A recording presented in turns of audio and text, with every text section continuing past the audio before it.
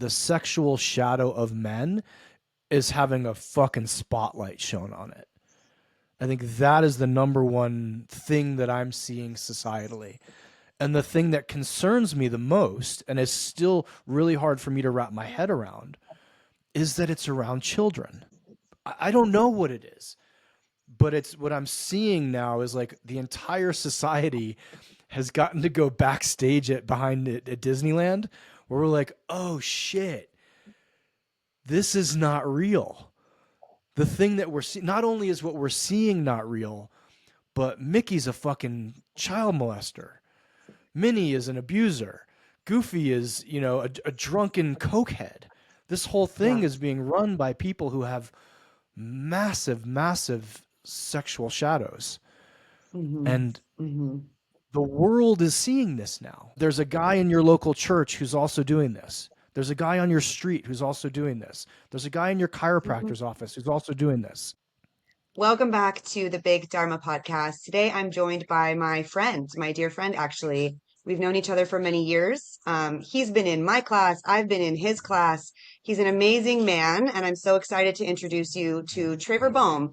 So, Traver is the founder of Man Uncivilized and the author of three amazing books. I have one of them here with me right now. He is a master of Chinese medicine, a former mixed martial artist, a coach, a mentor, a speaker, and a really grounded voice in the space of masculinity and consciousness and health and peace and what it means to be in your power. And we're going to talk about a lot of amazing things, including what's happening in the world right now and how that's relevant to his work with men, pain, purpose, power, and not being a little bitch.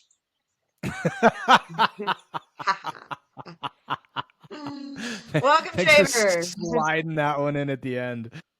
So what's up? It's been a minute. I feel like the last time we talked, I think it was when that story came out about Andrew Huberman and about him being a womanizer, and I reached out to you to ask you your thoughts about that, and we did like an Mhm. Instagram live on it, and your take was Mhm. amazing.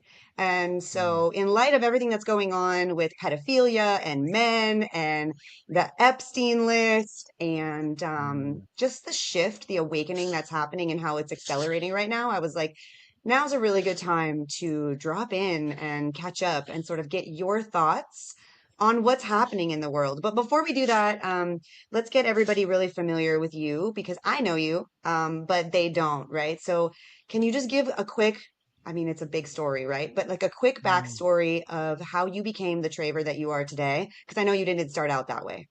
Mhm.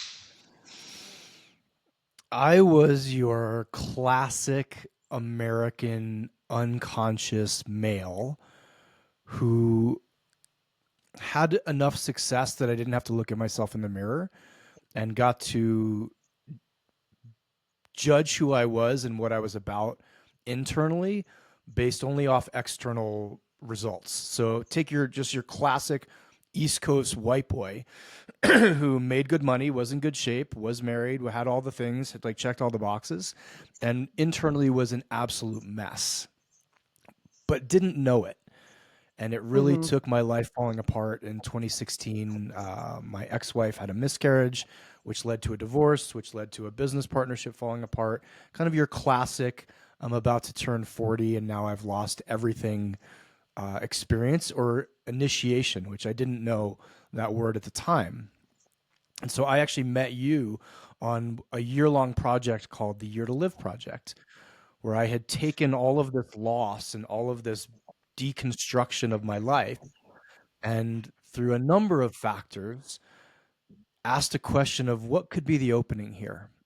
What could be the possibility here? As opposed to, holy shit, this awful stuff has happened to me. Let me run out and get remarried. Let me open another business. Let me keep drinking. Let me keep hiding. Let me keep doing, just continue my life as it was. Instead, I went to therapy and I found men's work and allowed the maturation, Sheryl, that I think had wanted to come through my life, but wasn't able to actually land in my body. And so I went to AA, I got sober, I quit smoking pot, I quit looking at porn, I worked on all the shit that was uncovered in my life, all of my childhood stuff, all of my familial trauma, all of the things that as a guy I was told throughout my entire life. One, it doesn't matter that that happened to you, or two, it does matter, but like just get on with it. I spent some time actually sitting with stuff and being with stuff and asking deeper questions, asking, who am I? What do I want to do in the world? What do I really want to do in the world? And I think the most important question was, who am I as a man? And that Mm. was the game changer because no one had ever asked me that before. I didn't even know that question existed. I didn't think that the idea of man, I'm just going to use the right languaging here, went any further than human with dick.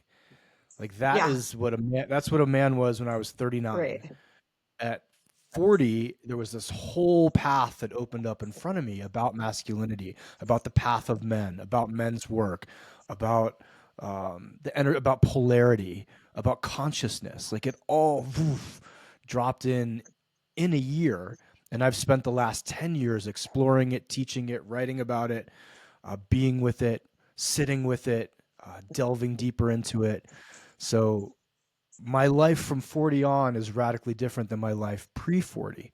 And I can mark that time of loss, of breakdown, of the, the start of the hero's journey, if we want to call it, the inciting incident of hitting rock bottom hard enough that I couldn't fight, work out, drink, smoke, fuck my way off of rock bottom. So I just sat there and then lived there for about a year and went, oh, wow, there's a whole different universe available to me on the inside. And that quest and those questions have led me, and a number of amazing teachers and relationships and explorations have led me to where I am today. You've done so much interesting work. I want to get into the darkness stuff and the Chinese Yeah, medicine yeah, stuff. I want to get into all of it. You're a sure. meditation teacher, right? There's so many like amazing dimensions to, I think, what makes you so powerful and what Mhm. makes your message and your messaging so inspiring for so many people. You're really good at it. Um, Thank you. but not everybody that hits that point figures it out. Like, not Mhm. everybody has that shift within them that you Mhm. had. And I know you work with a lot of men and you have over the years. Have you been able to pinpoint the things that make the difference for some people to actually wake up and step forward and embody their power and their peace, right? And have full access to their head, their heart, and their balls, like you talk about, Yeah. versus the ones that don't? It's a really big question. I would say on some level I was primed, right? I was reading Carolyn Mace books in my early 20s as a knucklehead bar hopping cage fighter. So there was some part of me that was drawn to spirituality, to consciousness, to that level of work, right? I fought professionally through Chinese medicine school. That was a very unique duality to live in a school that's 97% female. There's crystals on desks. There's, all of the feminine, and yet I'm coming in with blood dripping out of my Hmm. nose after having, watching a guy get his leg broken in a cage 2 hours before, and that was my duality. So to answer your question about other people, without getting too esoteric, there is something I believe in divine timing. I was given a copy of The Way of the Superior Man a year into my marriage, and I read it and was like, "This is nonsense. It's total bullshit. Like, I don't know what this guy's talking about." And then read Hmm. it, 3 months after my ex-wife left, and went, "Holy shit! I need to Oh, read this. I need to read this book, yeah. twice a year for the rest of my life." And so, but to answer your specific question, and I can speak from my experience and the experience of a lot of men that I work with, is the pain has to be bigger than your coping mechanisms. Like I knew I could drink, smoke, jerk off, fuck, work, exercise. Like I knew what I could do to skip the painful part of the process. And yet, intuitively, two things were happening. One, I knew the pain was bigger than that. I was like, I'm not getting away with this one. I'm not going to just pretend that everything's fine, hop on some antidepressants, go to a bar for a year, and then be out of the quote pain of my divorce and loss. I knew the pain was bigger.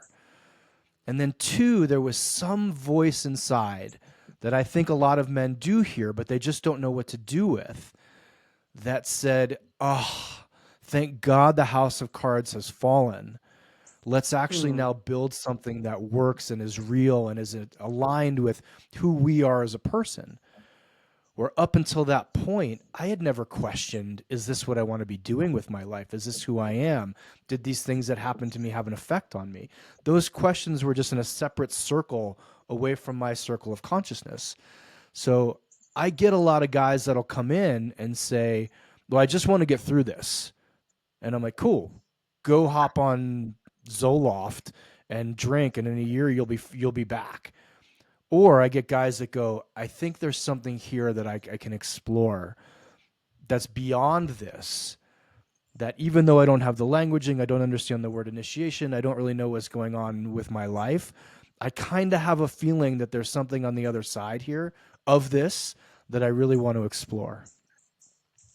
And even if I get guys, Sheryl, that don't understand that, there's maybe a 50-50 split again where I can explain to a guy, like, hey, you just hit rock bottom. I'm so sorry. Congratulations. There's a whole Yeah, world yeah. that's available to open up to you. Now, half of the guys listening to that will be like, okay, cool, guide me through that. And the other half will just be like, nope, sorry, I don't care. I'm going to be remarried in 6 weeks and everything will be great. Until it falls apart again because they never actually dealt with the underlying unconscious pattern that got them there in the first place. So maybe they'll be back. Like 1,000%. maybe they'll show back up. They'll be Have back. you had that They'll be happen? back. I have. I have had guys. Yes, I have. It's about a 3 year window, right? I've now been in Hmm. the work long enough to say like, hey, we told you about this 3 years ago, and what do you know? It's an even bigger mess. It often comes Yeah. around divorce. Divorce is such a key initiator for men, and it's usually I got remarried to the first person I met or the affair partner I was having. We've now had a kid, and boom, I'm back in divorce land 3 years later. But here's what's also a challenge: the coping mechanisms they were often using, which are some addiction, drugs, alcohol, porn, sex, work, everything I've mentioned, gambling's so big, has now Yeah. spiked even higher because it's like you said, the Mm. way I tell them, there's like this unconscious nuclear reactor in your stomach and it's throbbing, and the things you Yeah. have to put on top of it to keep it from exploding your life get bigger and heavier and heavier and heavier. So it went from, 2 nights at the bar with the boys, that's what kept that thing under in check, to now it's 2 nights at the bar with the boys and some cocaine and the occasional hooker. You're like, oh, that's how you keep that in check. Or it's I was running, 2 marathons a year. Now I have to run 7 triathlons a year. Like, oh, that's what's keeping you in check. But your knees are blown out, your back is blown out, your spine is bad, and you see what I mean? Like the Yeah. the band-aid has to get bigger. Yeah. The escapism has to be a bigger escape. Yeah. Yeah. Yeah, it's Yeah. interesting that you mentioned the triathlete because we tend to not think of that as an escape. I mean, I see it, I see the pattern a lot, but I don't think Sure. the general public, it's kind of, there's not a lot of awareness that anything extreme is not good. And the Yeah. inability to just sit down and face what's there in the moment is a problem. Yeah. Yeah, It that's a really problem. I see that. I live in Boulder now, and I look at a lot of the endurance community and say like you Hmm. just need therapy. It doesn't mean that you're going to stop running or stop cycling or stop swimming when you get done, but you'll be doing it for a very different reason. Because Yeah, what 52-year yeah, old who is running this much or cycling this much or swimming this much and having negative repercussions, that's the key, right? And is having body issues and is having joint issues and is in a PT office and a chiropractor's office and having to get acupuncture like, multiple times a week for what? Your hobby? Tell me more about your life where your hobby needs to require this much maintenance. And I'll say Right. that as someone who ran a CrossFit gym for a number of years. And when I left the business, thought, wow, I'm living the life of a professional athlete, but this is my hobby. What's really going on here with me at this stage of my life? I'm not in my 20s, I'm in my 40s. So, oh shit, I am angry at my parents. I am upset at my ex girlfriend. I have had this trauma in my teenage years, and none of it has been looked at. So, I just work out twice a day and don't eat foods that, you know, nourish my body and have insomnia and my adrenals are blown out. And gosh, I'm in a PT's office 4 days a week and I'm icing every night when I get home. That doesn't inherently match up, right? It just doesn't fit. There's something out of order in that construct or in that formula. I don't care what the modality is or what the addiction is. You've named it. That we look at a lot of them positively here, at least in the U.S. Right? We Hmm. celebrate the guy who's like, "Oh, I did 18 hours in the office 7 days a week last week. Man, you're such a hard worker. Good for you." But now tell me about your life. Right? Tell me what the drive is underneath this. And also, Like, are you happy? are you happy? Are your relationships happy? Do you have relationships? Tell me about your body. Tell me about your sex life. Tell me about your diet. Tell me about your spirit. Tell me about your soul. Tell me about the joy and satisfaction that carries you through. And I'm not talking to the entrepreneur. I've been in that situation plenty of times where we go, hey, there's a 3 week sprint. We have this product coming out. We have this offer coming out. We're all going to work really hard. But then we're going to bet we're going to take the next week off. But when that's a continuous bypass of the pain, that's really what I want to tell Hmm. guys. Like, what are you doing to avoid pain? That's where we really need to shift things in this culture, at least. Yeah. Yeah. I mean, a big part, not the only parts, and we've talked about this, of my initiation was also divorce. And I think on the other side of the coin for women, the same is true. It's who am I as a woman? What does it mean for me to be feminine? And Mm, many of us, most of us, especially the high achieving, high performing female that's driven, live unconsciously in masculine energy in perpetuity forever, never being able to receive, never being able to take care of mhm, ourselves, never tapping into that softness that really makes a woman, you know? And mhm, this was a big part of what was required for me to become physically healthy. Like I couldn't keep mm, operating like that and heal my autoimmune disease at the same time. for sure. Right? Yeah, no, absolutely not. Well, I wanted to ask you about that because, I see so many people that they just stay stuck, they stay Mm, stuck for so long and they're miserable. So yeah, I mean, it's one of those things that is it like that je ne sais quoi, that thing that like some people have it and some people don't, that there's like a switch that flips and then they're like, okay, I'm gonna face this. I think that's just an everlasting conversation, like, what is required for people? What is the initiation?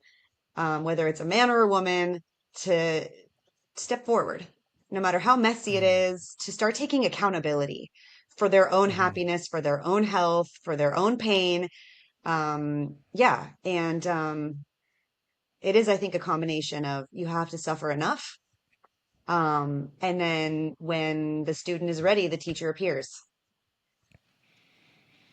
And you've named this conversation Dharma, something around Dharma. I think for Podcast some is Big people, Dharma. right? Right, big Yeah. Dharma. So I also will say that there is a piece that I don't understand yet and don't have the insight into that for some people, this is their Dharma. And I know Hmm. people whose lives have hit rock bottom at 20 and wow, Hmm. had that whole thing, just they lived from 16 to 20, they lived 5 different lives of addiction and abuse and trauma and whatnot. And then boom, hit rock bottom. And from 20 on, their lives have been radically different. And they're these incredible Yeah. old souls and people in their Yeah, I know that 60s too. who have gone through their third and fourth divorce or the breakdown of the business or all this loss and are like, well, I'm just going to keep drinking. I mean, I'm almost on the way out. Yeah. So there is something about how we're constituted, how we're constellated, how we're put together, who's around us, right? I don't know if I would have navigated my divorce and that period the way I did without someone introducing me to Carolyn Mace's work as a 22-year-old. I literally remember a part of her book where she talks about a man losing 3 things in short period and how her advice to him was hang on, that's an opening for a different part of your life. I remembered that at 40 and Yeah. went, wow, I've just hit 3 losses here. Uh, I think I'm going to take a breath and just sit and see what comes. And would my life have been different had I been living in New York City with a bunch of finance guys and guys I went to college with who were like, no, man, just, get through it. It happens. Like, get on with it. Yeah, we're Would going I to the strip have, club tomorrow. Get over it. yeah, Yeah. exactly. Yeah. And I'll tell you, Cheryl, I'll Yeah. tell you, and the people listening to this, there were people in my life at that time in where I was living, like, bro, this is a 6 month problem. Go meet Hmm. another woman, go open another business. Like, you can literally have the life that you lost back in under a year. And I Yeah. truly remember saying to them, I believe you, and I will be right back here where I am Yeah. 3 years from now, having no experience of seeing it, hundreds of times, not knowing anything about what I know now. There was some intuition that said, please don't do that. Do not Yeah. waste this window that's opened in front of you. I now name Hmm. it like the soul window. Your soul window has opened. I recently had a client who, in the span of 2 weeks, went from at her job, everything going well, things on par, to in the hospital, suicidal after almost drinking herself to death. And she had no idea what happened in those 2 weeks. And I have permission to talk about this. And I said to her, like, you've just had a soul window open up. One, you need to get help. You need to go to therapy. You need to get sober. Like, you can never drink again. And if you just go back to your old life, the life you had, 11 days ago or 15 days ago, my professional opinion, I'm not a psychologist, I'm not a psychiatrist, you will be back here within a year.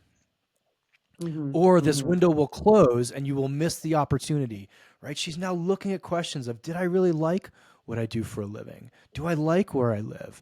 Were there all of these little signs that I wasn't on the right path? This is a deeper question that I was ignoring with the 2 glasses of wine at night, that I was ignoring by working on a Saturday and Sunday as opposed to sitting with what I want to do, which was ignoring when she wanted to sit down and write. But then the question of, like, who would ever read my writing would come into play. Hmm. And I'm like, man, you Hmm. got something to write about now, don't you? And you have this Hmm. opening that you can use or not. So I feel like I just got on a tangent, but Well, I love that yeah, because when people come to me and share with me what I recognize as like their dark night of the soul, I'm like, I'm a little jealous because you kind of only go through that one massive initiation once. There's these other phases, you go deeper. Sometimes there's like a second or third type of spiritual right, right. awakening, right? But that first one that just rocks your world, your reality crumbles, and there's a rebirth. It's so Yeah, exhilarating to actually step into the potential of who you can be when you start to embrace it.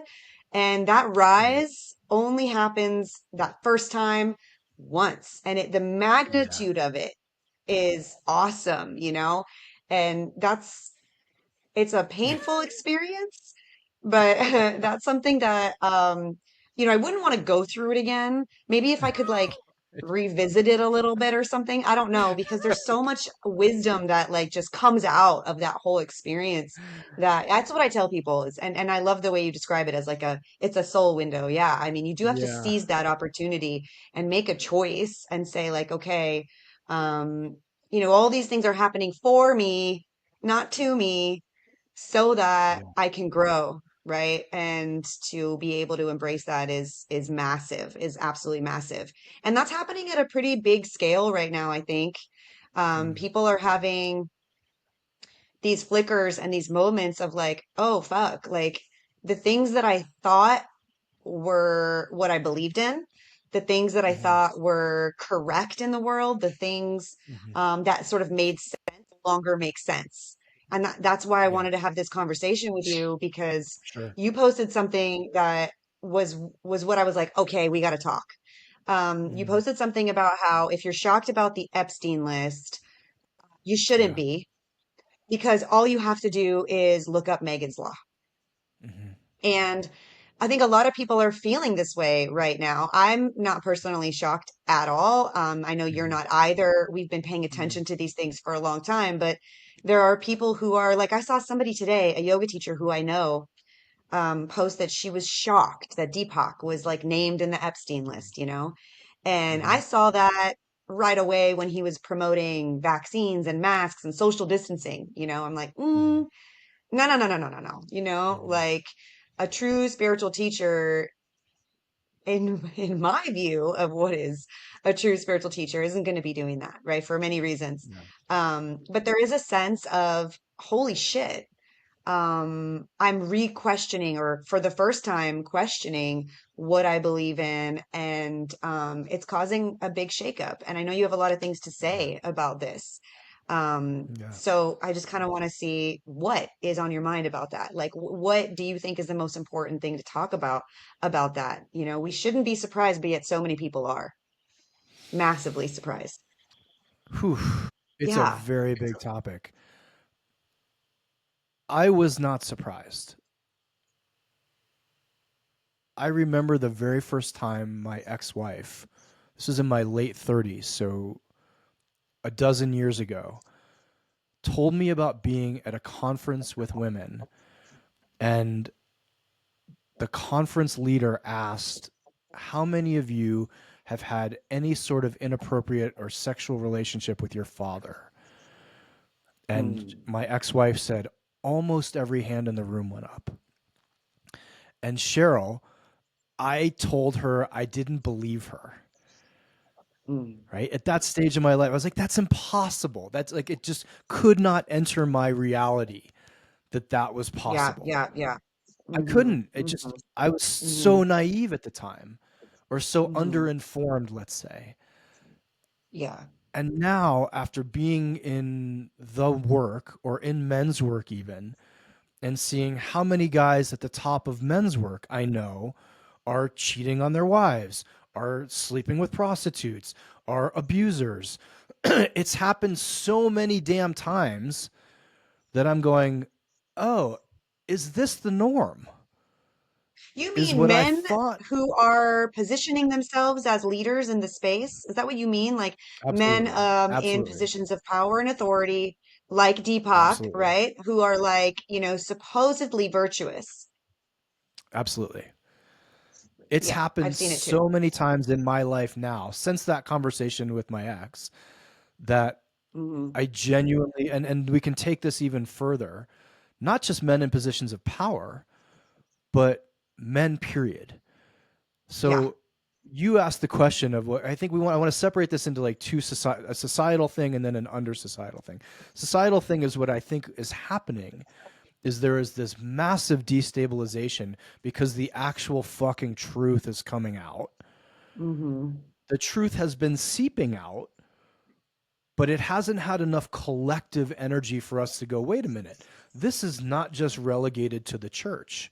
This is not just relegated to the government. This is not just relegated to these big organizations that we're now so not shocked when we hear about that it skips past us. Right? If I hear about a Yeah. local priest who's been molesting kids 15, 20 years ago, I would have sat on the floor and gone, that's not possible.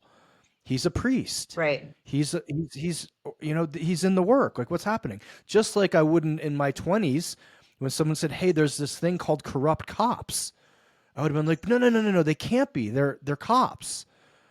Right? Now we look at every single place where there's a group of men and a lot of places where they're just individual men and say the sexual shadow of men is having a fucking spotlight shown on it. I think that is the number one thing that I'm seeing societally. And the thing that concerns me the most, and is still really hard for me to wrap my head around, is that it's around children. I do I not know. understand this issue. So I'm not a sociologist and I'm not a therapist, but I've asked both many times, many therapists, like, sit down, talk to me about this. I don't get this. I don't Like the have the kid thing thing. that makes me want to become sexually attracted to children. So I don't understand it.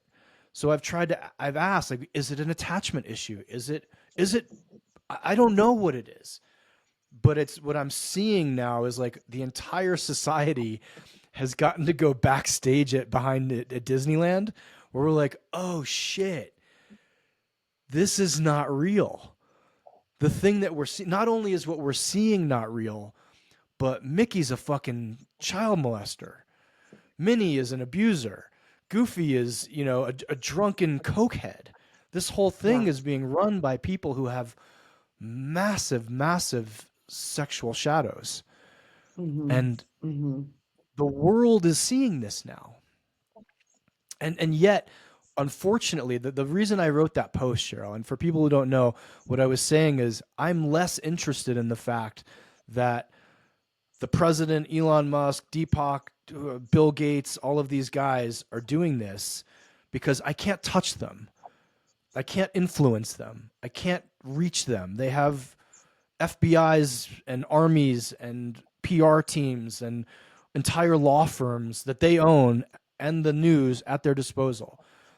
But there's a guy in your local church who's also doing this. There's a guy on your street who's also doing this. There's a guy in your Hmm. chiropractor's office who's also doing this, Hmm. right?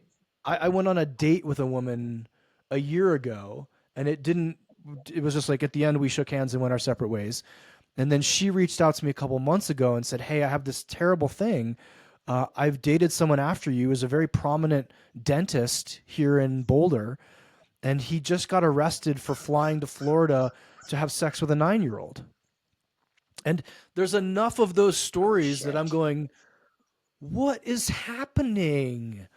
What on Yeah. earth is happening? So, what I'm trying to do is say to the collective masculine, you're not allowed to check out of this one, right? We're not allowed to Hmm. say, like, well, I don't do it. So, therefore, it's like, it's okay. Like, no, no, no, no, Like no. I'm just This gonna is what, if ignore it. we're just going Yeah. to let this one slide, right? Like, and I'm like, I hope your audience hears what I'm saying when I say this. I'm not a serial killer. So I'm just not going to like put my energy into stopping them because I don't know what, like, that's a big thing. And like, that's not my gig. But like, it's about having sex with children. Yeah. Why isn't the collective masculine going, whoa, whoa, whoa, whoa, whoa, whoa, whoa? We're going to let Jeffrey Dahmer do his thing this weekend because we don't know who he is.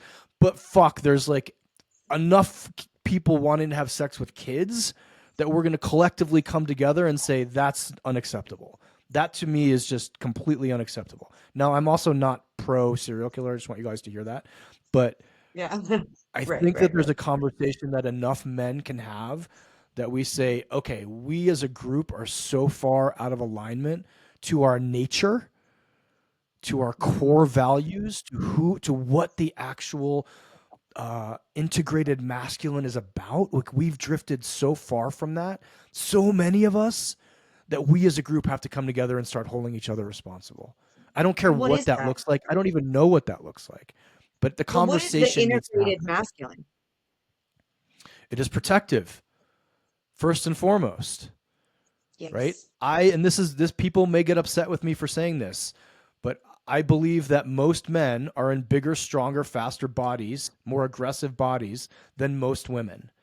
Well, That's anybody that gets my upset with I, that, yeah, they're not our people, so don't worry I'm about that. older, so I grew up in the 80s and 90s where it was okay to think that was true. So I feel like there's also enough of us, because I've been in this world and it's not just my world, that actually go, huh, something is happening to someone who is smaller, less physically strong, more vulnerable than me. I'm going to step in and stop that. That's in a Yeah. lot of men. I talk to groups of men. I talk to thousands of men a year. Very few of them are like, "No, I don't really care. That'd be fine. If I watched a kid getting beat up on the street, I just let it happen." Almost no one does that. So it's protective. It ensures. Here's the way I said it. I said it yesterday. It ensures safety, right? Hmm. It provides Well, safety when it gets distorted. Sorry, go ahead. Go you ahead. have a, is it part of your ethos or is there a quote that you have? I've reshared it many times, like, let others be safer for I walk among them. And it's something that, um, Exactly. is so powerful. Those words are so Exactly. powerful. I even feel that in myself, and I'm not, the protective masculine archetype that you're actually talking about, but I never want Yeah. to be somebody that causes harm to another. I want to be so self-aware and conscious and in my own Hmm. integrity that my actions don't cause harm, whether that's relational harm or what anything, Hmm. but to me, that's something that every man, every real man should have in their heart at all times. Every man. At all times. Period. Every man. Period. Period. Period. It comes with it's the responsibility of being born into a body that doesn't have to walk the earth with more people. How do I say this politely? In a position of prey most often. Hmm. Makes sense, Yeah.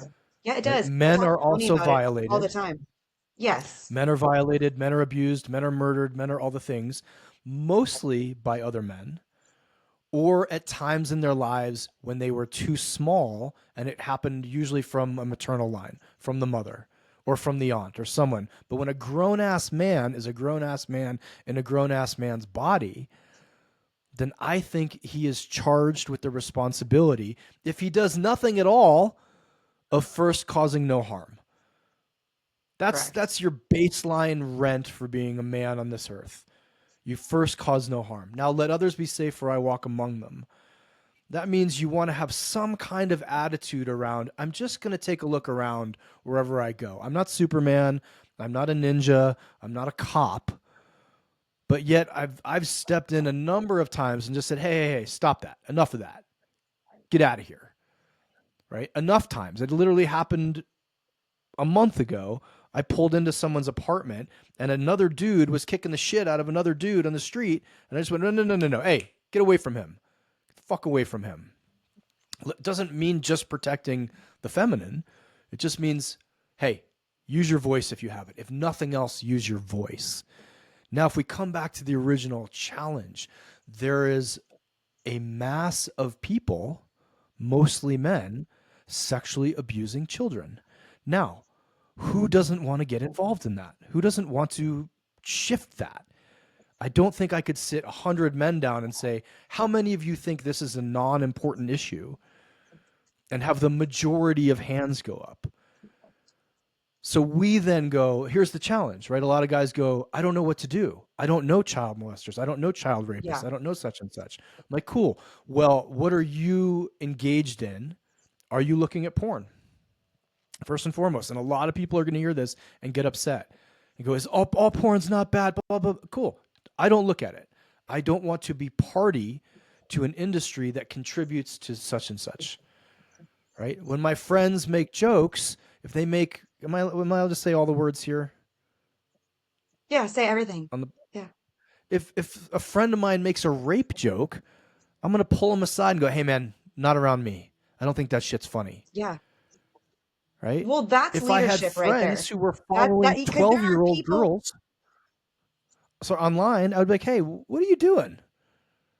Yeah. Why are you following a 12-year-old Yeah. girl on Instagram, bro? What are you doing?" Yeah. There's people, and I know there's that delay we talked about.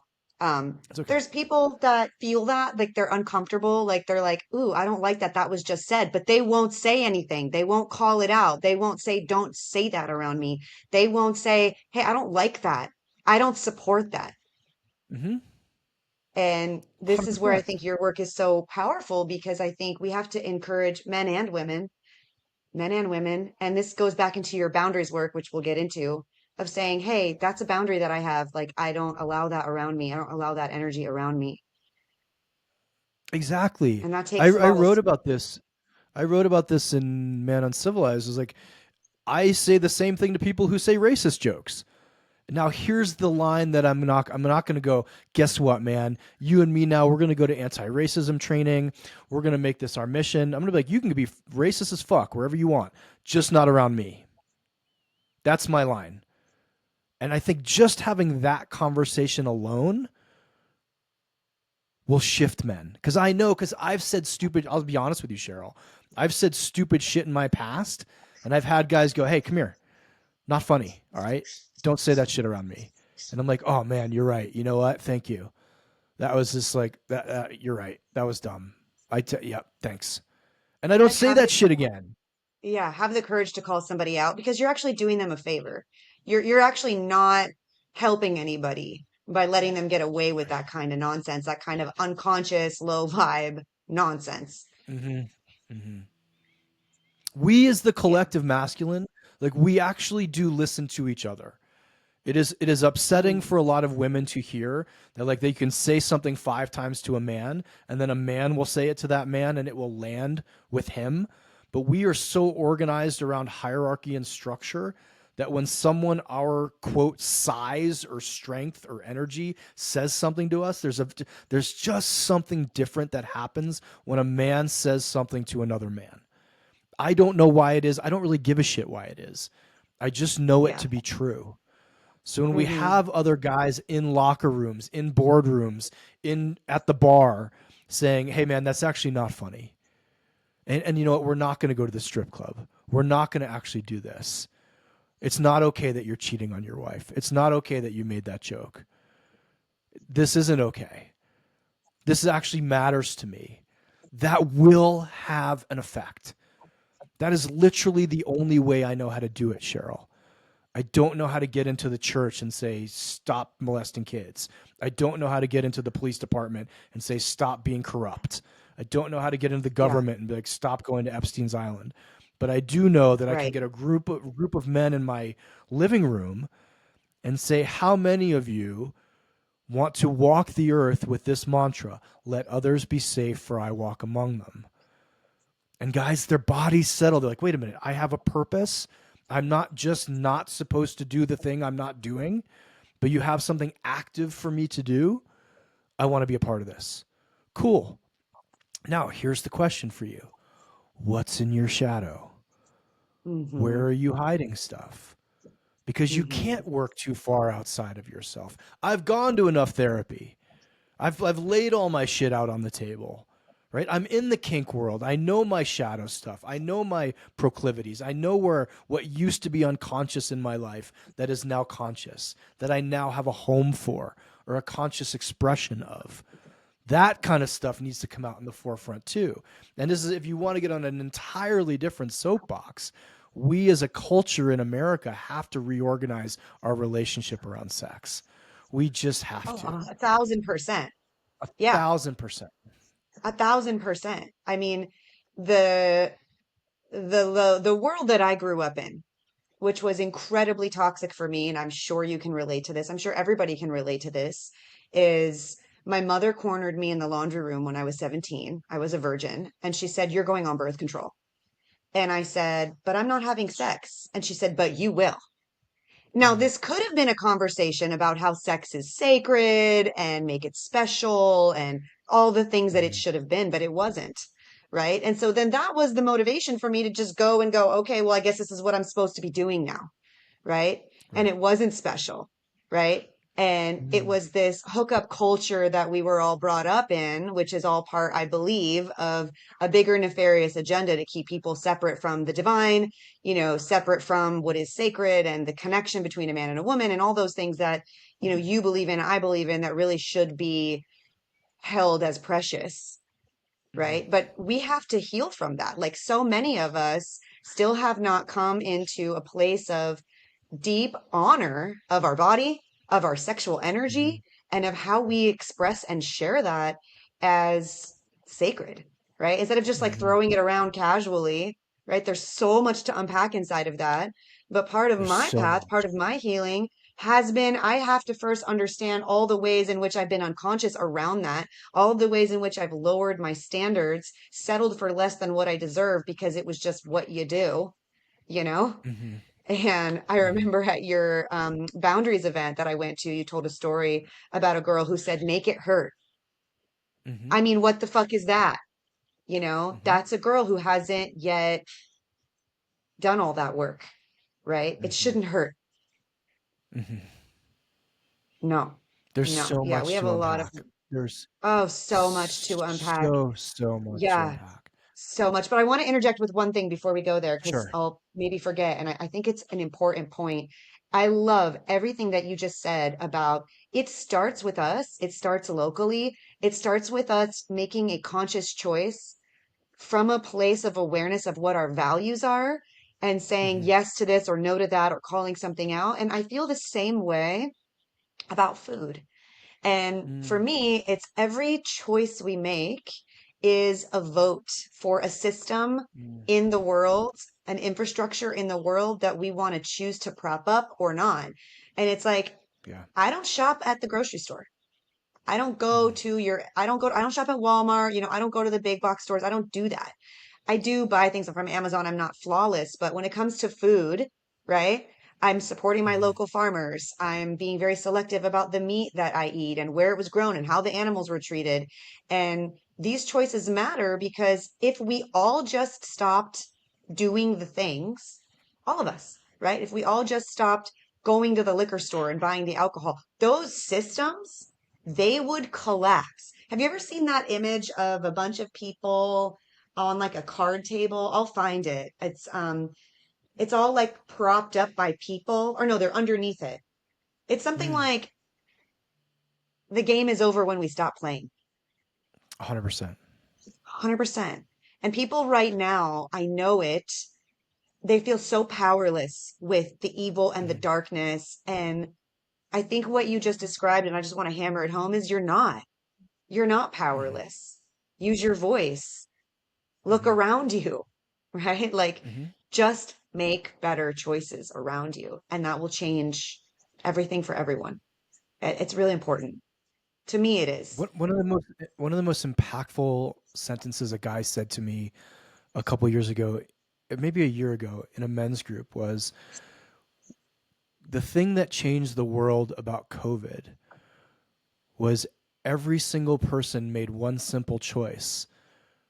I'm just not going to go to work. Yeah. And think of how many things shifted in the world, right? Like We that still have overnight, jobs. Overnight, we just overnight. all, I mean, some of it was obviously we were told not to go to work, but you had a collective mass of people that chose one action step, and then the world had to reorganize itself around that. I have said publicly many times, and people freak out, if the collective masculine literally said, no more porn, no more alcohol, no more gambling until child sex trafficking is gone, we would have lobbyists up the wazoo making new law, like shifting Congress, making new laws, changing the culture, because those industries would suddenly be like, well, time to start funding this. We have Yeah. so much power in our personal choices. So much power. Yeah. Yeah. Okay, let's go back to sex. Okay. Sex. I mean, it kind of drives everything. There's a page in your book. I'm going to find it right now, and we're going to show this for people who are watching. Um, right here. This Mm, kind of says it hmm. all. Hmm. And when you were talking about the kids, for those people who aren't watching, it says everything is about sex except sex. Sex is about power. Um, Yeah. I think that's what it is. I can't relate to it either. I have no grid for attraction to children whatsoever. But Hmm. I suspect it's that, if I had to guess. Yeah. I have two competing thoughts. There is an epidemic of immaturity in men. Hmm. So if we say that the average man, and I'm not excusing any behavior when I say this, is emotionally somewhere between 12 and 14, then who are they going to be attracted to Yeah. at that age, right? I actually asked, and I don't know how accurate this is because it's AI. I asked ChatGPT to go through all of the comments on my Instagram feed and give me what it thought Hmm. was the average emotional age of a commenter. Now, that's someone who's commenting. And they said it was 12.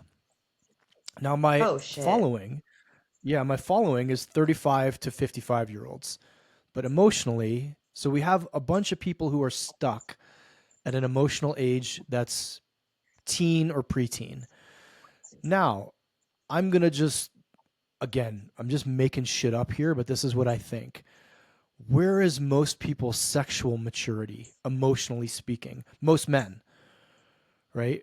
At a very young age, we are indoctrinated into a system, usually visually and very unconsciously, and a lot of times with trauma. Yeah. That is how a lot of guys enter sexuality. What we're also seeing now, Sheryl, and again, I'm not excusing any behavior. I said this maybe 8 years ago. We are going to see child sexual abuse happening to boys. The scale and scope of it is going to be 100x like we'll know that it actually was 100x than it is. That we think it's like 1 in 30 little boys gets molested, and it's like 1 in 4. It's something crazy like that. That we just don't know yet. And I said that because I would lead a men's circle with 20 guys in it, and we would talk a little bit about child sexual abuse. And no one would mention that it happened to them. But this was maybe 8 years ago. One dude would come up to me afterwards and be like, "Hey man, just want to let you know like that actually happened, but I didn't want to bring it up in the group." And then 5 years ago, Sheryl, I would have 3 guys out of 20 raise their hands and go, "Hey, that's actually happened to me." And then 2 guys would come up to me afterwards and be like, "Hey, I just didn't want to say anything, but like it's also happened to me." It's like, oh, 25% of this group has been abused as a kid sexually, as a boy. That you And know now in of, the last right? that I know of, right? Now in the last 2 or 3 years, it's like half the room. And I'm going, wait a minute, this isn't talked about at all. When we think of child sexual abuse, we think of it happening males perpetrating little girls. Yes. But it is also Hmm. happening probably at the same scale, if not higher, because they don't ever speak about it to young men or little boys, Hmm. let's call them. Right. So Hmm. we then have that entire generation now growing up and like, oh, I'm in my 20s, I'm in my 30s, I'm in my 40s, I'm in my 50s. And what do I get access to at high speed is porn with actresses who, let's presume, are 18, but don't look it, and access to Instagram pages that are sexualized at whatever age. And it feels like that's the multifaceted feeding system for someone who has the proclivity, who doesn't have the consciousness, who has an addictive personality, who has a bunch of trauma, who has attachment issues, who is lonely, blah, blah, blah, blah, blah, and goes, you know what? Which you I just think I'm going named to like explore this, everyone. Yeah, which that's is pretty so much many everyone. I people in mean, this culture. And I'll say it again, yeah, I'm not excusing behavior at all. I'm not right. excusing it. Of course I not. want to understand it so that I can get to the root of it and say, okay, how do we shift it? What are the conversations that we need to have? Now, what you held up was everything's about sex except sex. Sex is about power. I think everything's about power. I just think and breathe in terms of power. And what I also feel like is with the masculine, we have an entire group of guys, most of whom have a distorted experience, understanding, and view of power because we do not see healthy models of power exhibited in society. What the Epstein list showed again and again and again and again, the exact same thing that Me Too pointed out was holy fuck, all we see are negative and distorted views of power. So a lot of Hmm. guys don't have the model to go, oh, this is what it's like to be healthy, to be rich, to be famous, and to be fucking healthy. or to be Yeah, empowered, to be women on don't purpose, either. to be on mission, to be actualized, and not have this shadow thing that like, oh, when's the ball going to drop? Oh, Deepak, it's just coming, right? Jay Shetty, I have a feel, who else are we going to find out a couple of years from now? Who else is on this list or whatever Yeah. list we're going to say? It's so that's a big part of it.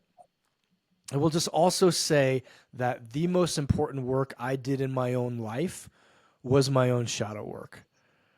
And that is gnarly work. It is messy work. It is shame filled work. It is like go into the grit of who you are and all the things you're not proud of, all the things you don't like about yourself, and work through that shit, or work with that shit is probably the better way to put it.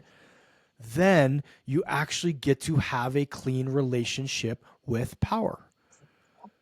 And I would tell guys listening to this, once you've experienced a clean relationship with power, it is exactly like what you just described. It's the same as having a clean relationship with food.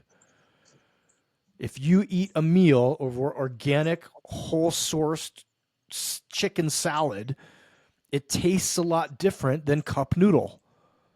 Yeah. Now, if you were addicted to the fucking rush of cup noodle, you're going to go, I'm not really interested in this. But once you've tasted real clean power and how it feels in your body, the empowered feeling you have, it is just a wonderful, wonderful way to walk through the earth, right? It actually, it's what I think, I'm going to propose something big here. It's what I think religion is trying to get us to feel. It is what all the systems that were supposedly selling us great things but aren't. It's what they want. What they're selling us is actually a clean relationship to power. Does that make sense? It does. It does. But what came up for me when you said that about the cup of noodles is, and I know, and I've helped people quite intimately who had that kind of food addiction that led them to severe chronic illness, including, Crohn's disease and things like that, that there is a process of resensitization, right? And some of this is like the dopamine system, right? And like that instant gratification, that there's a hijacking, like a physiological hijacking of the signals that control you. And when you've Mm-hmm. been putting this fake shit, right? This artificial engineered shit, like porn, for instance, that gives you that quick Mm-hmm. hit in your system for an extended period of time, it desensitizes you to the things that are real, to the things that should be the most pleasurable, right? Mm-hmm. And there has to be a period of resensitization so that you can actually feel there's a sort of numbness, right? It's like Mm-hmm. your insulin receptors, right? So like if you're just carbohydrates and sugar and sugar and sugar and sugar and sugar, and then you become insulin resistant, your body like no longer can perceive insulin anymore and your blood sugar is out of control. It's the same thing. And Mm-hmm. so I feel like there's this numbness in society because everybody's just drowning in fake shit, Mm-hmm. that until you feel the the beauty and the bliss and the magic and the awe of just sitting in the grass and listening to the birds chirp, you don't really have a grid for how beautiful that Yeah. is, how inspiring that is, if you've been like listening to loud rap music and having a screen in your face forever that's like flashing this, stimulation. So yeah, Yeah. it does make sense to me. And I also walked that same path, Mm-hmm. and shadow work, I wrote a book about it too, has been the foundation for my own embodiment and my own self-awareness and my own peace. So fuck yes to shadow work. You have to do it. You have to Yeah. do it. It's a non-negotiable. You have to die over and over and over and over Mm-hmm. again to who you were that was unconscious. That Yeah. version of you that played small, that ignored those whispers in your soul, and that just continued to um, engage in behaviors that were like, numbing and soul crushing. That version has to die. And you have to make peace with the death and then step fully into, well, who are you going to be when you're reborn, right? What is that? Who is Yeah. that, right? And it's a choice, like it's a conscious Mm-hmm. choice. So that's what comes up for me, and that's why I resonate so much with your work because the language that you use around it, obviously comes from your masculine perspective, and it's so Hmm. important. And since I know you personally, I know you to be in integrity. Hmm. But so many people in the space, and we've touched on this already, especially those who like have a big following and have this sort of status, aren't. And Yeah. going back to what you said about the soul window, Mm. there's a lot of advice out there, but not all of it is good, Hmm. you know? And it can be really difficult for people who are numb, Mm. who aren't in a place of having a clear perception of what is good and what is bad. And I think that's the sticking point. That's a really hard, it's very easy for people that are in that space to be misled. Hmm. But what Traver said about power and how good it feels to nourish yourself with that, it's divine, right? It Hmm. feels like God sent me here for this. That's what it Hmm. feels like. um if the advice that you're getting, if the inspiration that you're following doesn't feel like that, it's artificial. Hmm. That's how it should feel to me, Hmm. from the Cheryl, are heart. you a fan of Francis Weller? Do you know Francis I don't know Weller? who that is. Francis Weller is an amazing teacher. I'll send you an interview I did with him when we get off. And he talks about grief. He talks about the soul, and he talks about something. This is the first time I heard this sentence or this term, which was primary satisfactions. And we know a primary satisfaction. You just described it of sitting in the grass and watching the sun, a sunrise, a sunset, looking at the Grand Canyon, Sunday morning reading a book next to someone that you love, curling up on the couch with your dog. These like very deep soul level feelings of everything's okay, I'm okay, life is good, that don't require an externality like some pomp and circumstance, right? You're not winning the Oscars. You didn't just get a $10,000 client check. You don't have a new piece of technology. You're walking down a beach by yourself on a slow Sunday morning and listening to the waves. When people touch into that somatic experience of joy and satisfaction, they know it, they feel it. It's lunch with an old friend. Like that level of, I don't know how we want to describe it, vibration, quality, whatever the word is, orienting Presence. towards that presence, right? Because that's it. You're present to it, right? There is nothing that's taking you out of your body or out of your attention. It's actually putting you back into your body and into your attention. If we're talking about like really beautiful sex, something where like every sense is heightened, but you have to be there to enjoy it. If you part of you leaves the room or leaves the sunset or leaves checks your phone or your watch beeps or whatever it is, you've missed out on a part of it. You know it's you've left the primary satisfaction. I view us in America as so distanced from primary satisfactions. Or if you've ever spent time in Europe and you watch people sit at a cafe for 3 hours with a Hmm. friend, one drinking coffee, eating white bread, and smoking cigarettes, yet they're like healthier than we are because they're Yeah. engaging in some level of actual intimacy. And maybe that's the word. Hmm. It's intimacy. It's It's these intimacy. type of It's experiences intimacy. that Yeah. It's intimacy it's with the this that's going to divine. bring us back. It's, yeah. Exactly. Yes. Yeah.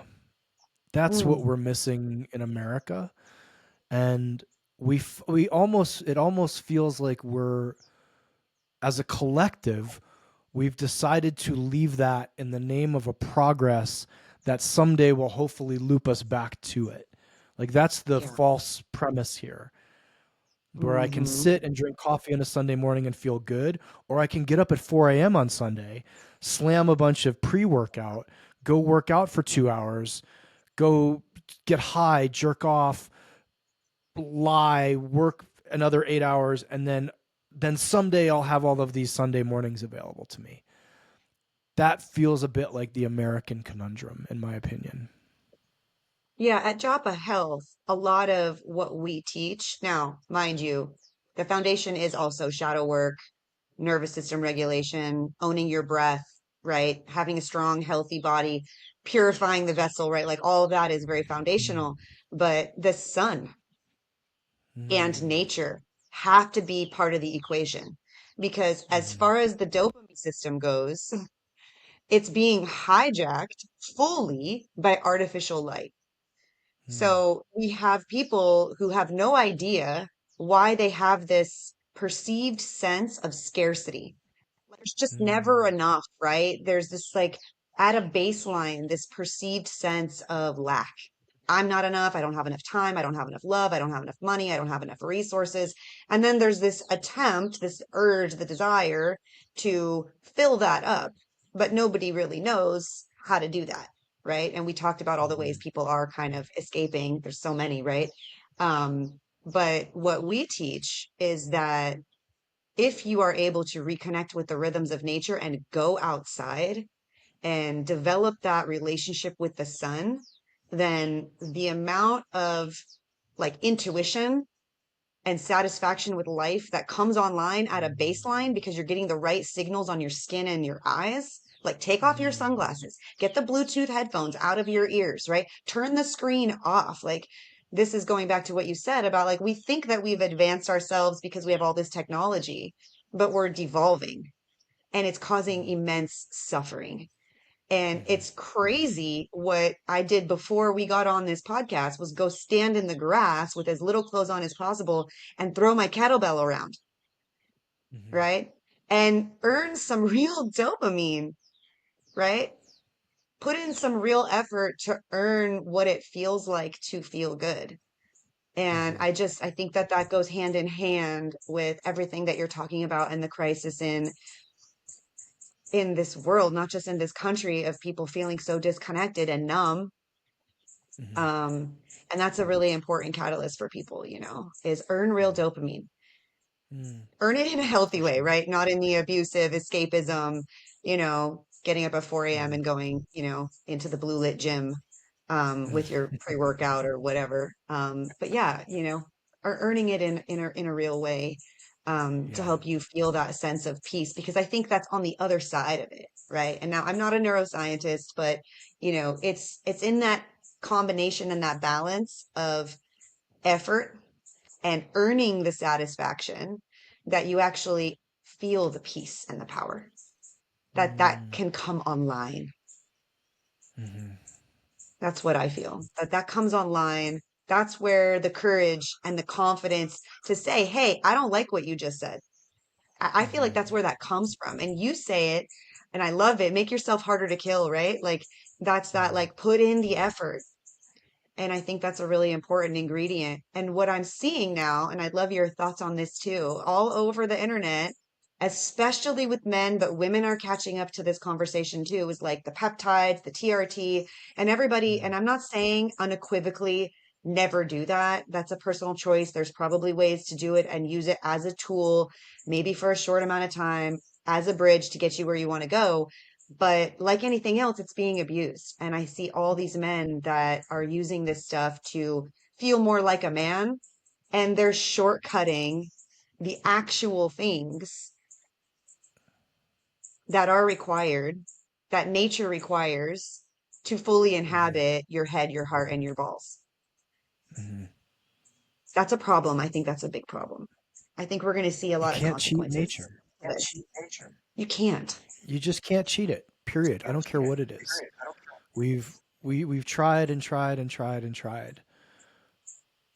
And yet I love this quote. Society is only 3 days deep. If you ever spent significant time in the woods or in nature, you know after about 72 hours, most of the shit you care about on the outside or in society kind of goes away. And then spend significant time in nature and then come back to society. And in about 3 days, all of the artificial fake, oh my God, I can get something delivered, to my house tomorrow morning if I push a button today, becomes really important again. Hmm. And the number Hmm. one factor, as you just said, is our health, right? It's our health. Yeah. We're not supposed to live a life of this much ease and convenience. I'm not No. supposed to just put a needle in my arm and all of the ways that I don't live in alignment with nature go away and not have any repercussion for that. I'm Right. not against Right. Western medicine. It should be used as it should be used, which is I have tried all of the natural ways to change my lifestyle and my life, and I still have this issue. There's something going on. Beautiful, use it. But it comes Yeah. first in our Western society. Yeah. Especially we could It's talk like about a the debt. medicine, right? How are you sleeping? How are you eating? How are your stress levels? How are your relationships? Those four questions should be the bulk of your medical visit. Then it's what's going on with your stomach, what's going on with your knees, what's going on with your etc. But we don't start at the Yeah. top. We start, what's the symptom? Okay, cool. Here's a fix.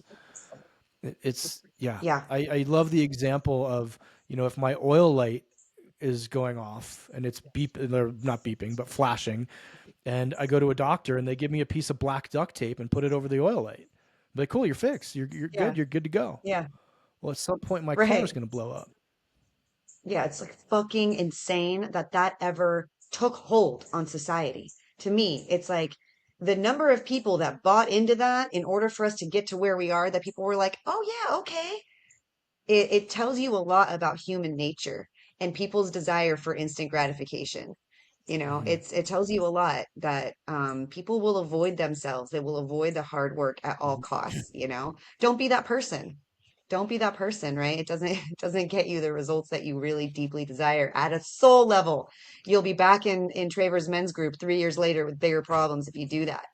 Um, but I want to talk about your experience in the dark.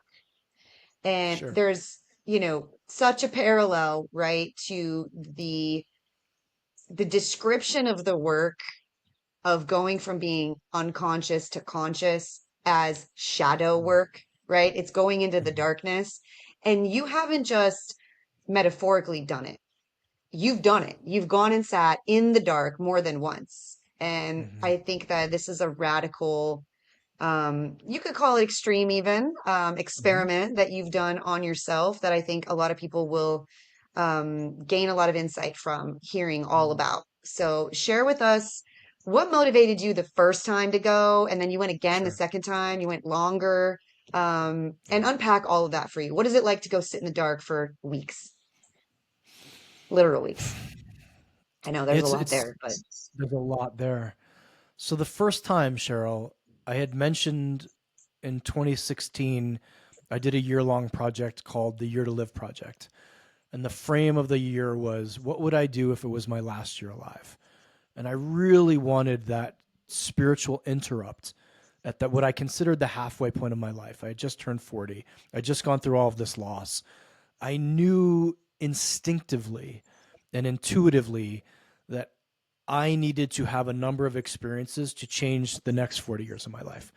And so I was at a men's group, my very first one, led by a man named Robert Masters, who's this incredible teacher. And I was at lunch. There was only six of us. We'd spent the weekend or week in Santa Barbara, and I was sitting on a picnic table explaining to one of the other guys in the group that I was doing this year-long project, sort of based around death. And there was a man sitting next to me. His name is Callan, and he was in his 60s, and he had a terminal illness. He had cirrhosis of the liver and was given 6 months to live. And he's literally nonchalantly like eating a sandwich next to me. Here's what I have to say, and goes, hey, if you really want to experience death without dying, you got to do a dark retreat. And I had never heard that term before. So I'm not in the spiritual world at the time. I'm not in the consciousness movement. I'm not even in the men's space. I'm an ex professional fighter, bodyguard, CrossFit coach, acupuncturist. Like that's my resume. And so I asked hmm him, what is this thing? Right. And he says, it is a period of time where you will be completely alone in a pitch black environment for a long period of time. And he went on to say that he had done 180 days cumulatively over the course of these experiences. And I remember him saying, he's like, I did 49 days and then 40 something and something, something. And then he kind of corrected himself. He's like, well, the first time I only did 46 days because the Tibetans, this was in Tibet, they had to pull me out because I was bleeding from my eyes, my nose, and my ears. And I was like, holy shit, why did they have to Oh, pull you out? And he looks at me, sees this crazy, crazy animated face, right? He gets right in my face and he's like, the Tibetans told me that I had meditated so deeply, and then his face gets all wide and wide-eyed. He goes, that I saw demons. And I was like, holy shit, I am from Connecticut. Like, I have never met anybody who has experienced demons. And I was like, did you experience demons? And he goes, no, I think I just had food poisoning. So I was like coughing and puking so much that I blew a bunch of blood vessels. And instantly I knew I wanted to check out what this was. And so I found an organization in Guatemala and I decided to do a month in the dark. Now, I had no idea how profound of a decision that was. I did no idea of the scope, the enormity, and the intensity of being put in a very, very small room. Think of like a New York City studio or your bathroom, 10 by 10 at most, and in complete darkness for a month straight with no human interaction. That was my first foray into the dark. And I'll give people a little context and then come back. A decade later, this past summer, I went in with the exact same people. They have moved to Europe, and I did 7 weeks straight for a very oh, different reason and had a very different experience. oh. Now, let's come back to 28 days. I didn't know until I came out and had a conversation with the people who led it that I was the first person that they had let do more than 3 days on their first attempt, because this will fuck you up so much. Most people, when I talk to them about this experience, it's too big, right? Like, they can't wrap their heads around the idea. Most people like blip out. They bypass it, or they just like, oh, I couldn't do that. I just got chills. I just got anxious. And they Yeah. literally can't imagine sitting in a room by themselves with no light ever, 24/7 for a month. So I want to share a couple pieces of it just to help give some framework. There is food brought twice a day. At no point is light entered into the room. So at no point do your eyes adjust. I literally could not see my hand in front of my face for an entire month. But there's food, so I don't have to take care of that stuff. And there's a toilet in the room. People always seem to get confused that like I just held my bladder for a month. I didn't. That'd be very, very difficult. It'd be a very different conversation. Now, what starts to happen to you in an environment like this? I can only share what happened to me, which is every single thing that I had ever hid from, every piece of myself that I'd never wanted to look at. Like, you want to talk about shadow work. This was rage, anger, grief, sadness, every loss, abuse. And I'm talking reliving it in the moment, sometimes for days on end. One particular scene or thing that happened would run for 24, 48, 72 hours, where I would literally feel like I was going to go crazy, or try to bang my head into the wall to knock myself unconscious to get whatever was coming up to stop. Mm. It is the most intense environment I've ever been in. And I've been in some intense environments. Now, that what I just described sounds like torture. Yep. And the difference to me between torture and anything of value is what comes on the other side. Exercise would be torture if there was no benefit to it, right? Same with meditation, same with all of this.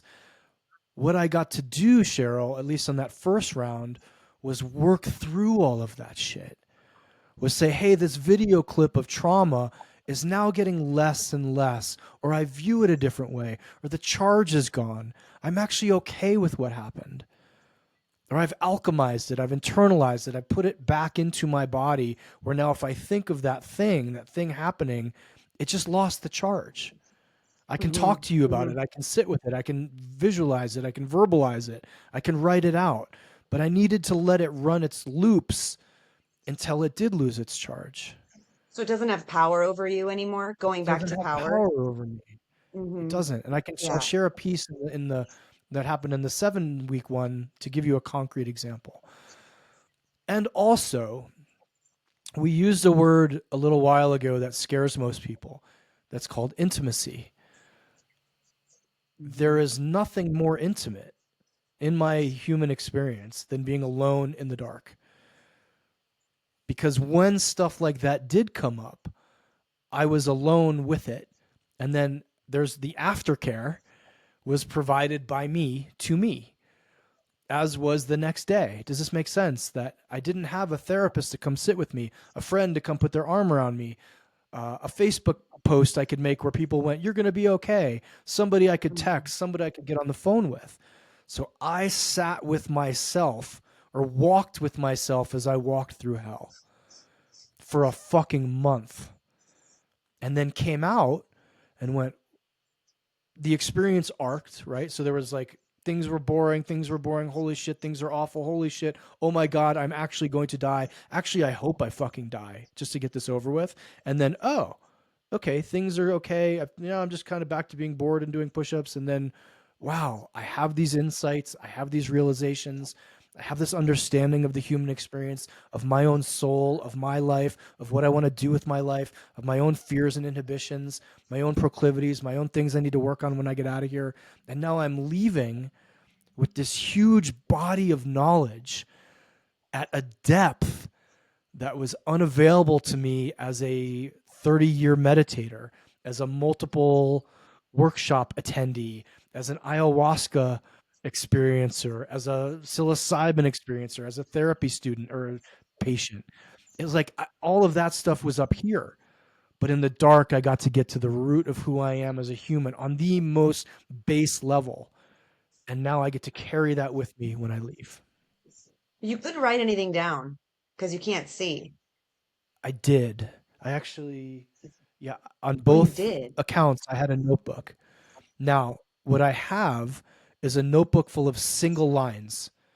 So think of like an 11 by 14. I use big notebooks, one sentence in the middle, and then I would dog ear the page and then turn it over. And then I could write one sentence on the next page. So, yes, I do have notes from both experiences. Wow. Is it legible? I mean, it was in the dark, right? So, Some of it's legible. Uh, every yeah. once in a while, I also didn't turn the page well, and so I have like two or three single. They look like drunken toddler chicken scratch notes on top Yeah. of each Yeah. other, but most of it's Yeah. actually legible. Yeah, it's not clean handwriting, but it is legible. Yeah, So there was a how long of a gap again between the two experiences? 10 years or 9 years. 10 years, 9 years. Yeah. Yeah, 9 years. Um, and then the second one was completely different and much longer. So for the second one, Cheryl, I had told people when I came out the first time in 2016, I was like, I will never, ever, ever, ever, ever, ever, ever do that again. It was horrific. It fucked me up. Like it took me probably 2 years to recover from, like fully. I Mm, had all of these great benefits. I want to say that to people. But spiritual knowledge is not free.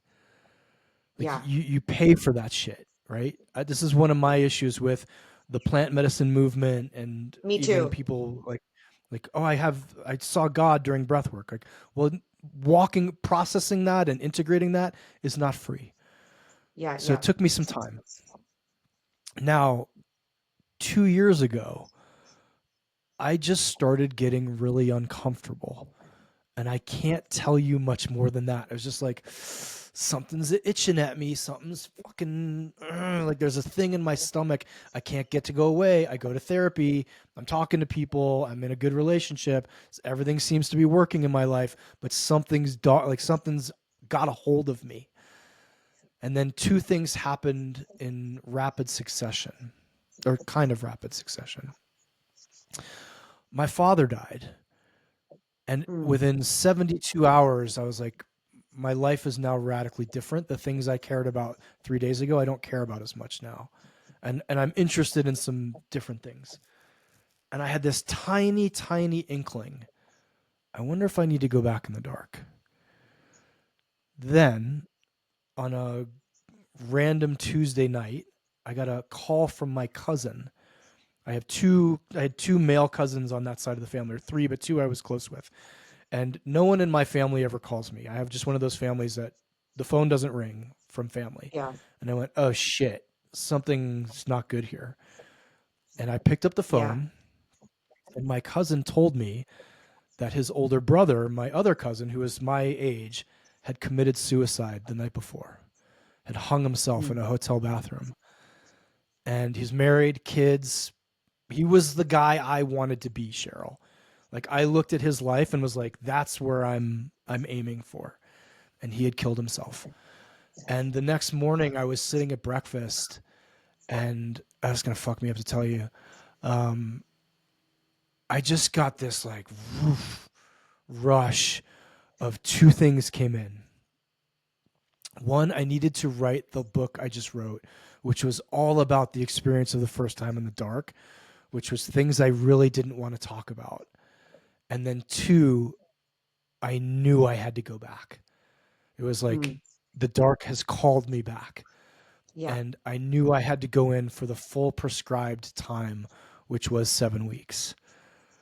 And so within 48 hours, I had reached out to the people who guided me the first time, and they were like, yep, we can see you a year from now in the summer for 7 weeks. We'll do that with you. And a guy who I met in Thailand 20 years ago reached out to me and said, hey, I love your newsletters. If you ever want to publish a book, we would happily publish it for you. He owns a publishing company. And so I sat down 2 days later, I started writing, and I prepared to go back in this summer. So, That's why I went back. yeah, so I have two questions. They're similar. It's about how you reintegrate into your sensory perception, right? Like your eyes and everything that is outside the dark room, like from the moment you step outside until you kind of calm down, right? Like what is Mm-hmm. that? And Mm-hmm. then what did you mean? And I know we're kind of running short on time here.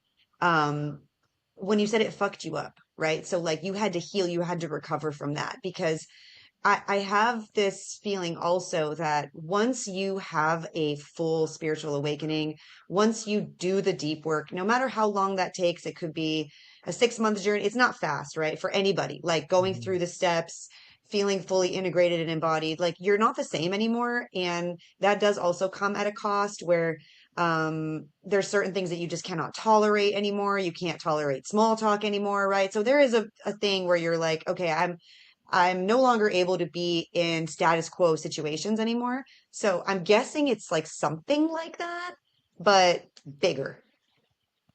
Yeah. So the acute question is, it took me about 36 hours before I didn't feel car sick. So Even though you just weren't in a car. no. So I didn't feel car sick in life. So Huh. sitting here at my desk, if the wind blew and the trees moved, I'd be like, I'm gonna throw up. Like just to deal with Uh, motion. I was uh-huh. dizzy. Like light was super bright. I wore sunglasses I every imagine. day. Yeah. Um, I remember trying to listen to. I wanted someone else's input other than my own thoughts, and so I listened to an audiobook, and I had to listen to it on like volume one because it just felt assaultive to have Yeah. something Yeah. else entering my being. And that took about 3 days. And then that part was okay. The bigger 3 days. piece Yeah. was, and I'm still integrating it. This is, I came out in August of this, or July of 2025, and we're talking in March of 2026. This place, this world, this society does not make sense. Relationships do not make sense. Money does not make sense. Money Government is a big does one. not make Mhm. sense. Technology does not make sense. And have I reintegrated to a point where you and I are talking on a camera? Yes.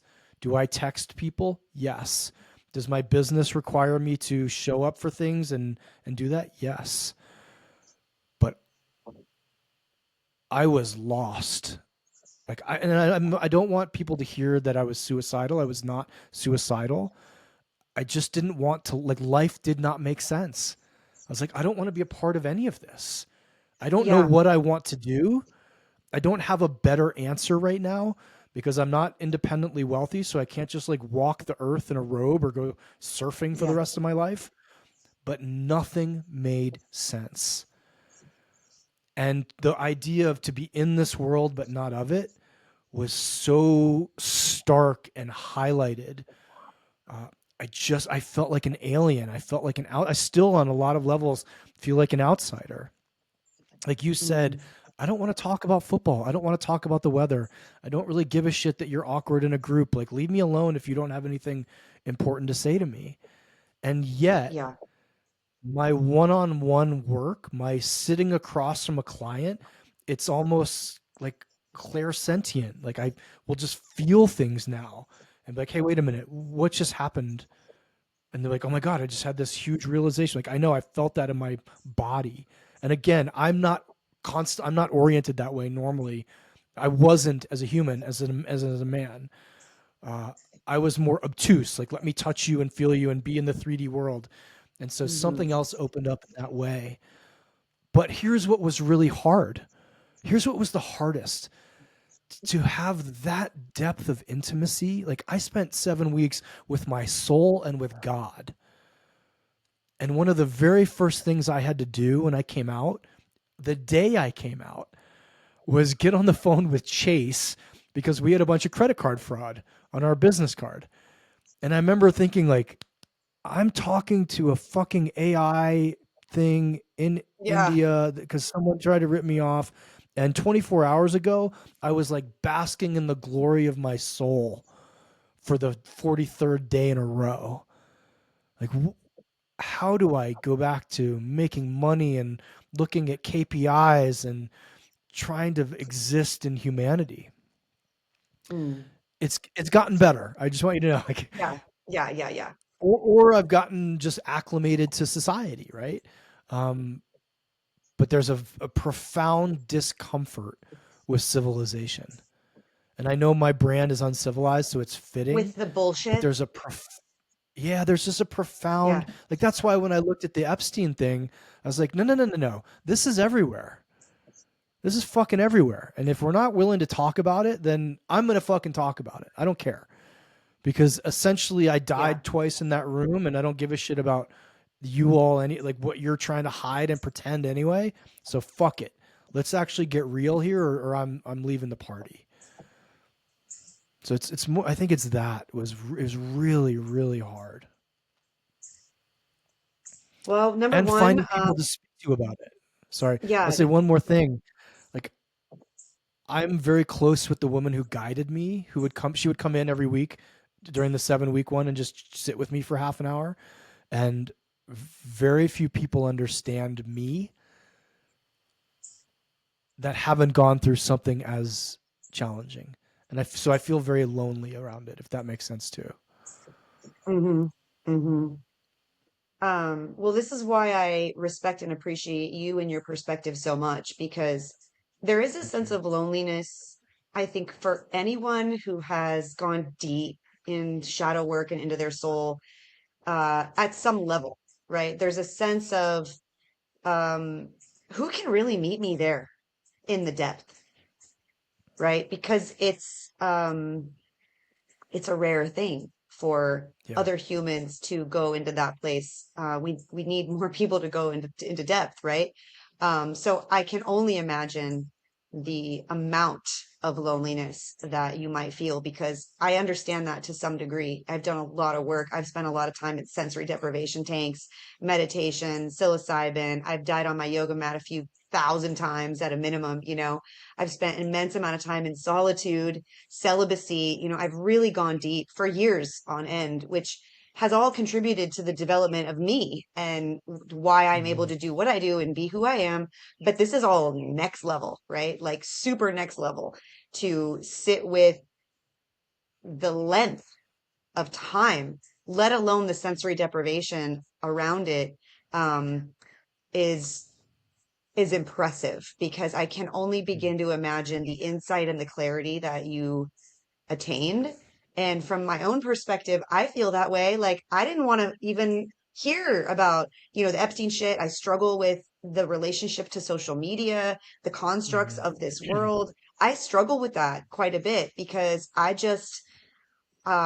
want to be like our ancestors, you know. I don't want to be part of that grid, you know. I want to be barefoot outside and sitting around a fire. And I think to straddle the modern 3D world and the spiritual world, like have one foot in each realm, and to find that balance where you can fully function and operate in what is and be here, and also be part of the change and be of service to those who are struggling, but maintain that lens, that access is not an Mm-hmm. easy thing to do. It's really difficult, and it's much easier to get sucked back into the hypermaterialism that is causing all these problems. It's something that I work on quite a bit in my own life, to really stay. I mean, some people call it, you know, 5D, whatever, right? I believe, you know, Mm-hmm. it's this personal connection to the infinite, to Mm-hmm. source. Um, I do my best, but it's not an easy thing to do, you know? And Yeah. so I'm really, really grateful for the work that you've done. I'm doing a teacher training right now at the yoga studio, and I've got 11 amazing students. And one of them brought me to tears, and she said, I'm so grateful for the work that you've done on yourself so that you can shine a Mm-hmm. light and be here for us. And that's how I feel about you, Yeah. especially as a man, because Thank you. I have an amazing, amazing, highly conscious, embodied partner, and I'm so grateful for him. And he's dangerous as fuck, but not a danger, you know? And he's a rare, rare, rare man Yeah. like yourself. And it's legendary, and it's really important. And I could talk to you about this stuff forever. I know you got to go here soon. But this is such important work, and it's so inspiring. And I think that number two, you know, number one is I understand the loneliness and that aspect of it to some degree. But number two is I understand the disgust for Mm-hmm. how dysfunctional everything is, and struggling to be like, okay, but what do we do about it? How do we show up in Mm-hmm. integrity Mm-hmm. without losing ourselves in the process? And I think Yeah. it just goes back to, and I'll let you, you know, kind of close out on this while, you know, we're running out of time. We'll do this again, I hope. Um, but and I know you're figuring this out in real time. What's the answer, right? What's the answer to that conundrum of how do we be the change? How do we step forward fully in integrity and not run away from the craziness of the world? Because you can't live in the dark, right? You can't live Right. there. We live here. And we Yep. need you, right? We need you and everybody else that's like you, the strong men. I love men. I've been hurt deeply by a lot Mm. of unconscious men. I And believe you. yet I have such reverence and love and honor for masculine men that are conscious and that are fully embodied and protectors. And so we need you. Mm. So what, you know, I guess is your parting message now that, you know, Mm. we've kind of covered all these bases, um, for others, both men and women, I guess, but maybe it is directed towards men. I'll leave that up to you to, you know, what do we do from here? Okay, Epstein files are out. We're doing our Mhm. meditation. We're working on healing our bodies. Where do we go from here?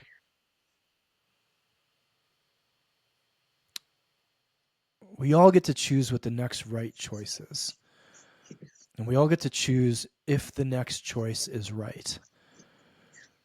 So when I speak to people, like, I don't want to make this my mission. I don't want to gather all the men in the neighborhood and ask them who's doing bad shit. You just get to make a right choice for yourself. I didn't want to be party to what alcohol does to society, so I quit drinking. Big choice.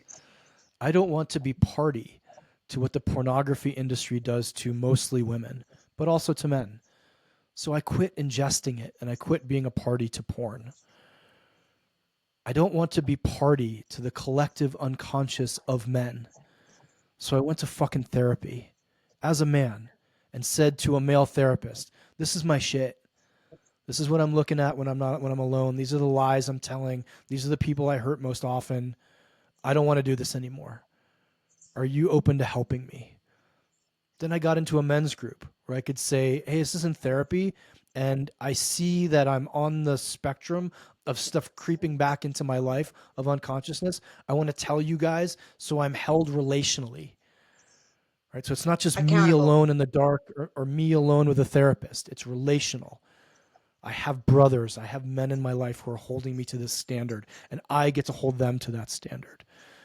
So to wrap all of that up, people realize the profundity that exists in the most minute of choices.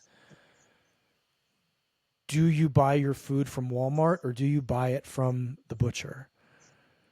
Do you check out with porn or social media or do you open a book? Right? Do you make the shitty joke to your friend or do you swallow it and say, actually, I don't want to put that out into the world at all? I think coming down to the profundity of the minutia of choice we all have all day long. And that is an exercise that we get to be in relationship with all day, every day, where it's not just high intensity in a workshop. It's not just when shit's going wrong. It's not just when shit's going right. We just get to sit with and ask ourselves, what is the next right choice for me? And is this choice I'm making the most conscious, even if nobody, quote, is going to know? I think Hmm. that's a beautiful standard to hold ourselves to. Yes, it is. Thank you. It's the simplicity of it too. It's not that complicated. It's simple. But it works. Yeah, but it works. Thank you, Traver. Thank you. I have so much love and Thank you for respect having for me. you as a man, walking Thank the you. path, doing the work, showing up, being uncomfortable, saying the things, writing the books, putting it out there. I've been a witness to your growth and the growth of your Mm, movement and your work now for quite a while. And yeah. it's an honor. Yeah, I love it. I Thank love you. it so much. Okay, so I have this book here. This is Man Uncivilized. This was your first book. This book is rad for men and for women. Thank you. It's super awesome to read. It's like the way that he wrote it and the design of it is unique as fuck. I highly recommend that one. The other one is Today I Rise. I had a copy, but I need to get another one. Do you have a copy handy of that one? You can flash it. I There we have this go. one. Oh, and the new one, 28 Days in Darkness. Thank you. A journey from the, what Yep. does it say? A journey, it's blurry, from the depths of despair Despair. to the joy of awakening. Yes. Oof, Get that one. oof, oof. And today I rise is for anyone going through a Yes. I'll breakup put or a everything. divorce. Thank you. Thank you for having me. I appreciate Yeah. you. I appreciate you so much. I'll put everything down below. Please let's do this again. Much love to you. Go follow To you as Traver. well, He's Sheryl. Thank you. amazing. Thank you. Bye, my Have friend. a great rest of your day. Bye.